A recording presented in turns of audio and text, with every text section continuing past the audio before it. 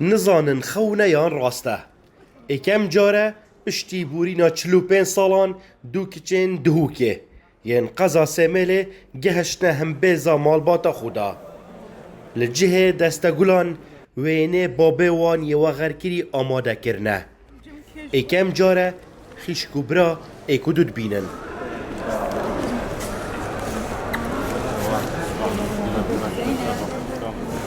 کچین فرمانده خالد کوچرن دشورش گلان دل بادینان رولک برچاف هبو رژیم بعث بگواشتن خو هفجین و هر دو کچین وین بچیک بزار کرن لوما خوگهان در روش آوای کردستان و مالباتا که کرد بخودان کرن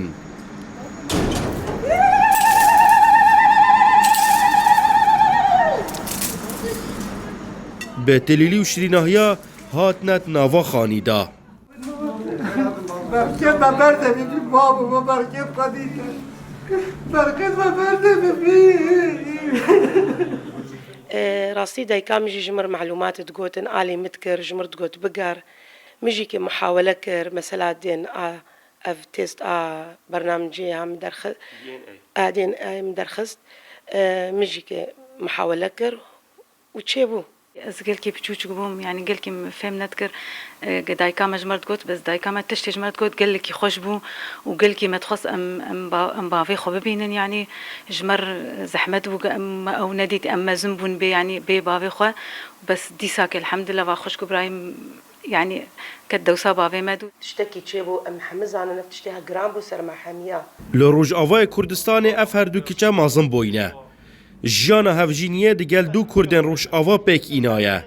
یا مازن سال 1999 و یا بچیک سال 2011 دگل هفجینین خو چوینه المانیا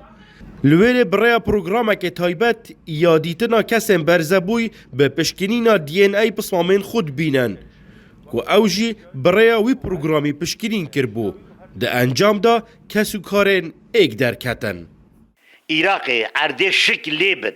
حاشا دروکره کی پارخور گوتب تما والله من تشتکی هوی دیتی خودی ما محاوله کری اما چون برای خدای هیلی نامه خالیه دروا و پارخورن مهن محاوله کری العراقي خري تقريبا 40 طالة كله برنامج شو يا سامي الموتى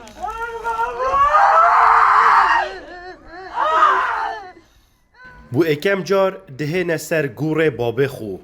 قیری و هوارن ندیتنا بابه به ساخی جدلی درکتن از خاطرنا چعبه خو بدم يابا ما شكرا چونکه 2019 یانه خوش دست دابو بوی حسرت بابه وان مرو کچین خو ندیتن نها کچاوی یاد دل خودا بو بابه وان لسر گوره وی گوت دوم الدعاكر مقواز المالا ترازام بابو صبق مبين جمته